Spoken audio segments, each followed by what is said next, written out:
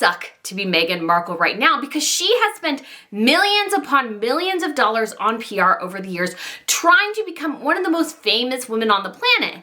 She has succeeded in many, many ways, and yet right now she can't seemingly compete with the invisible woman. Yes, so yes, Catherine has been recovering from surgery for the last couple months and has been out of the media spotlight, obviously, except for the Mother's Day picture, and a member of the public recently spotted her at a Windsor market. And yet, she is still dominating the media landscape. And Meghan Markle just simply can't compete with that. In fact, I think Meghan Markle is so threatened by Catherine, who is, you could argue again, the invisible woman right now. A woman who doesn't even want press attention at the moment.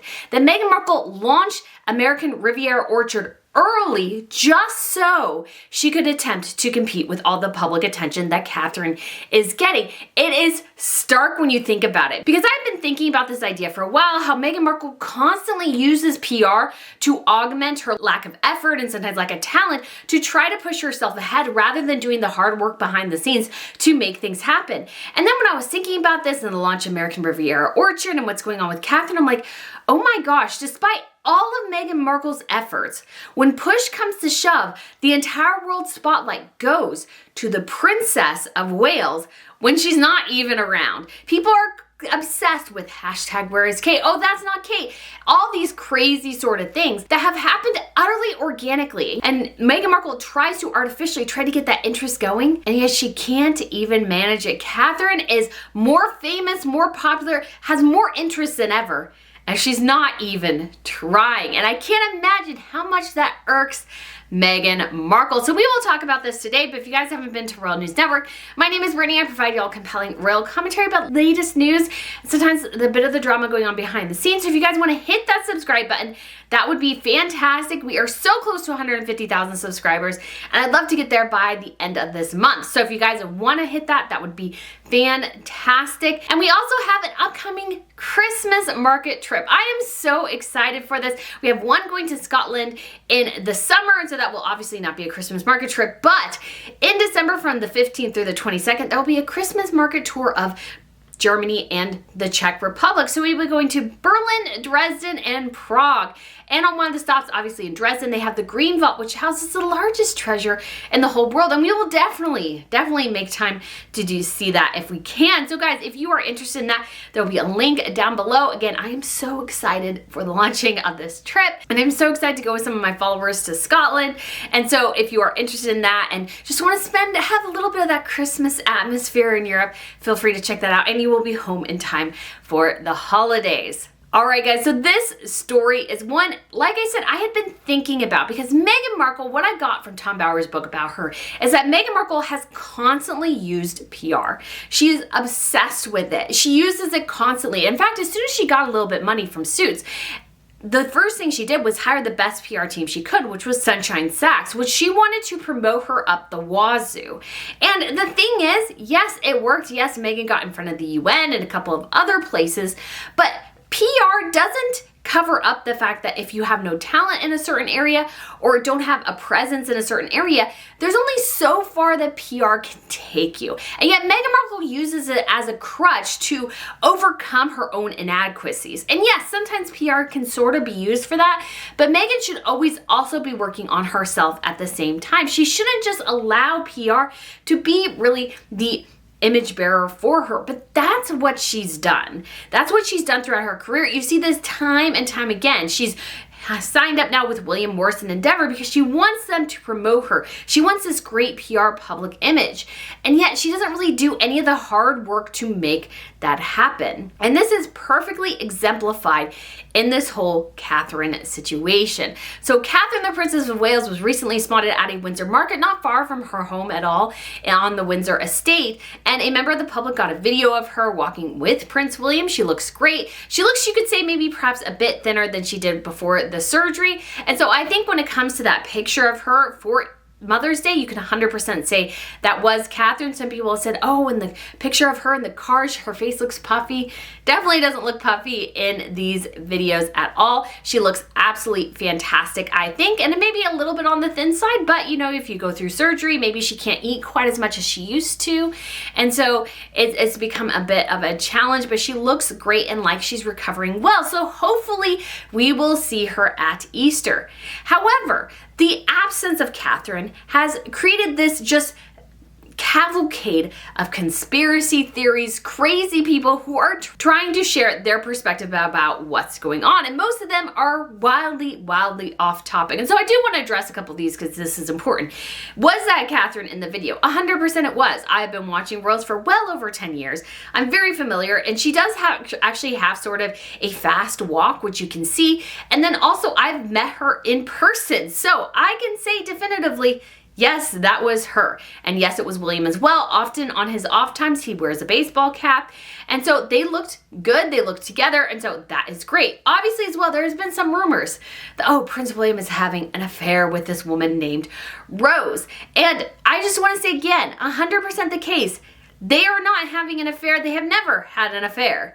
And how do we know this? Because her son was part of the coronation party. Yes, he was one of the page boys for King Charles. Now, if King Charles loves Catherine, do you think he would allow the child of the woman that his son is supposedly having an affair with to be part of the party? No, he wouldn't. He loves Catherine deeply. I think they have a great relationship. So no, King Charles would not do that. As well, you have the fact that we have never ever seen Rose and William alone together ever. Ever. So when it comes to, let's say, rumors about relations between royals and perhaps another person, a great counterexample to that is King Frederick of Denmark. He was crown prince at the time, but he was in Spain with a woman. They were pictured going into her apartment. She is supposedly a family friend, but he stayed the night in her apartment. He left the next day. His wife was out of the country. It doesn't look good. It's just all the things together just don't look very good. So you can make a pretty decent case when it comes to that.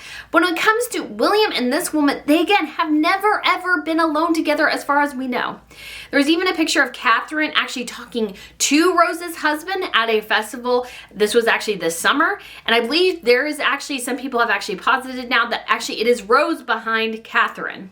And you can actually see Rose in the coronation documentary. She is there when everybody comes back to Buckingham Palace after the coronation. She is right there. So again, and some people have pointed out as well, which I think is also pretty true, you know that Pippa named her youngest child Rose.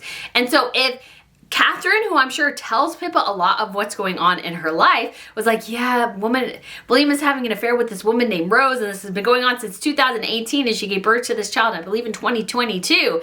Do you really think that Pippa would name her daughter after the woman who was getting in between her sister and her brother-in-law? No, she would not. This rumor is just so asinine, so dumb, so without any sort of merit. And what it began with is actually, I believe it was Richard Eden who first reported that Catherine and Rose had a falling out. And Rose lives up near Sandringham, and so they had some sort of falling out. And then some guy decided to speculate or share that, hey, that William is having an affair with Rose. And to the detriment, I think, of the palace machinery, which decided to ignore the rumor because it had no basis, it sort of just allowed it to fester and fester and fester. And so now it's like this full-blown thing, and there's like been stories that Rose is pregnant with William's child, and then there was some sort of like ambulance at Sandringham, and just all these sorts of ridiculous stories. And I just want to again say that all this is completely false, completely made up, and do not believe any of it. It's absolutely silly nonsense. And so is all the hashtag where is Kate, because we knew where she was. They told us in January that she would be recovering from surgery and wouldn't be back to public duties until after Easter. Now, I'm still holding out hope, especially since she looked so good with William, that we will see her at the Easter procession. And so I think that is a very strong possibility. It's an easy win for her. I think she was walking pretty well, so it seems like her abdominal muscles are starting to sort of get back to normal. Now, granted, I'm sure she can't do a ton. She probably still gets somewhat tired and worn out doing some basic tasks, so I have no doubt, again, that she is still recovering. But But I think Easter would be a great soft re-entry, especially because I think all the kids will be there. I think Charles will be there. I think it'll be a great sign and show of how the family is coming back together. But all of this to say is that Catherine has generated all of this by simply being quiet and being in Windsor, not being seen in public. All of this is going on, all the talk, all the speculation, is simply because Catherine is not around. Now, this tells you a couple things. Number one, Catherine is a huge, massive part of the monarchy's public image. I would say in most polls, she's one of the most popular, if not the most popular royal, or one of the favorite royals, and this shows in how much people are paying attention to the monarchy because simply she is not there. Now, you also have King Charles. Obviously, he is recovering from cancer as well, so you have a couple of things going on within the family, but really, Catherine being absent is a huge driver of conspiracies, just a huge driver, and she's not even trying. She's not even trying. I think she would be perfectly happy if nobody ever spoke about her again. I think she would be like, yes, finally, people are hearing me. They're not going on different tangents and stuff. This is great. She is trying to be quiet. She is trying to be silent. She is staying at home in Windsor, and yet, people cannot get enough of Catherine. But the same cannot be said of Meghan. So what's really interesting about American Riviera Orchard, and I know some people have mentioned it, and the more I think about it, the more I think it's true, is that Meghan launched this brand not because she was ready to do it, not because the brand was in a good place, not because she even had secured the trademarks for it. Oh, no. She launched it because she could not stand the fact that so much media attention was going to Catherine. And she wanted to try to ride that wave because even despite all the PR money she has put into her image, she cannot compete with that level of organic, natural interest. Now you could say that Meghan has, yes, there's some organic interest, but Meghan Markle has constantly tried to put herself in front of the media. Constantly. Little stories here and there, big stories. And so because of that, she's constantly generating news. But yet at the same time, I don't feel like there has been this natural, organic, just seismic complete explosion of interest in her like there has been in Catherine. And Catherine did this again without even trying. And Meghan Markle, all she's done her whole life is try to be as famous as humanly possible. And yet she has really failed utterly and completely in this. And so because of the interest in Catherine, Meghan again wanted to capitalize it. And I know some people say, oh, it was the Diana Awards. And yes, Meghan overshadowed the Diana Awards, but at the same time, the bigger thing was Catherine herself. Meghan Markle simply cannot compete with the Princess of Wales. She just can't. And she wanted to try to do her best to kind of blow Catherine out of the water for a little bit. And that worked for a second. But then, of course, Catherine, stuff related to Catherine, especially the image of her showing up in Windsor, just exploded everything Meghan tried out of the water. That's because there is a genuine interest in Catherine. She is this huge public image.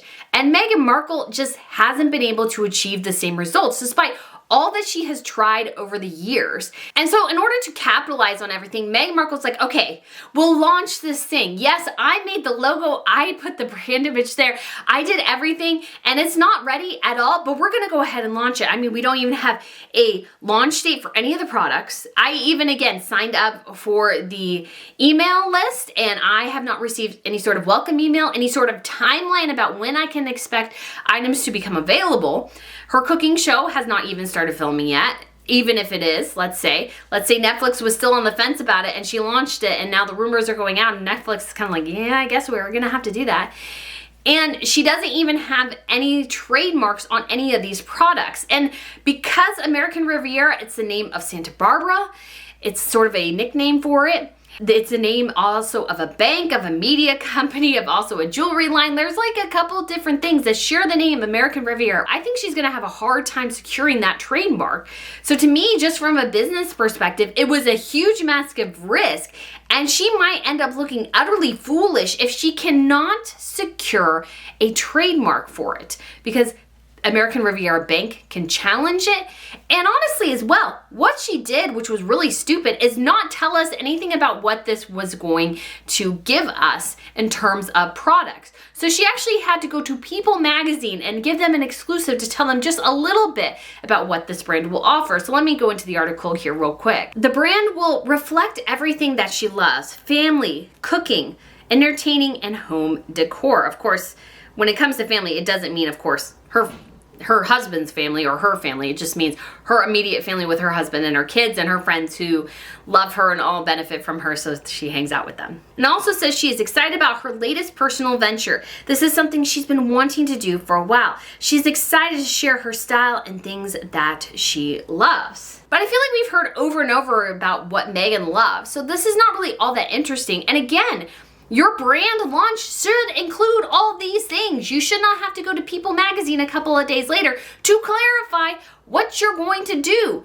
That is a bad brand launch. It is just simply bad. It's just simply very bad business practice, and just, I think, a sign of how spooked Meghan is about the amazing interest in Catherine. And we also see this as well somewhat reflected in the recent Lemonada deal, because it talked about how Meghan was going to produce a new podcast. But here's what we didn't get from Lemonada. We got a whole long list of the supposed achievements and successes of archetypes. But what we didn't get is what Meghan Markle's new podcast is going to be about, what the content will look like, a timeline of when it will be produced. Nothing like that.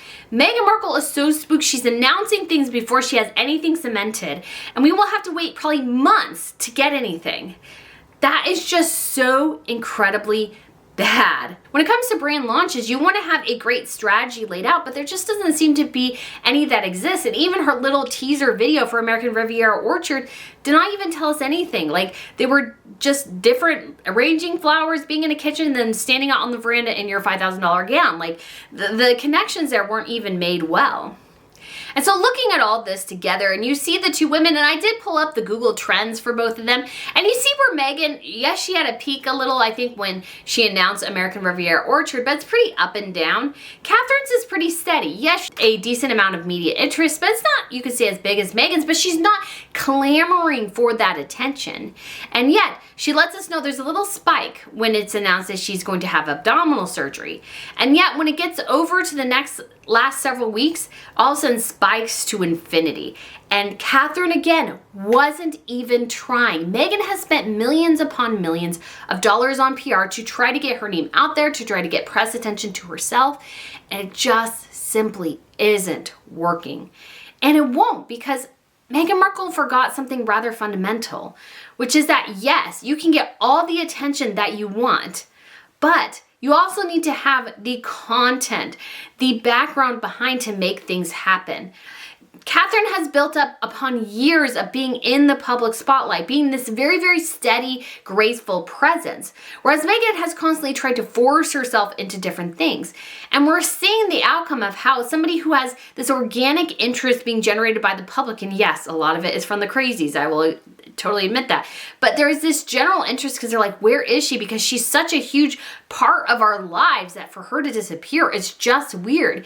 And yet Meghan is constantly forcing her face in front of us, and people seem to care less and less. So it is just an interesting comparison between the two. So guys, let me know what you think of this video. Let me know what you think about all the stuff going on with Catherine, and then Meghan Markle. Oh, poor thing, she just can't compete. So guys, again, thanks for watching, and I shall see you soon. Bye.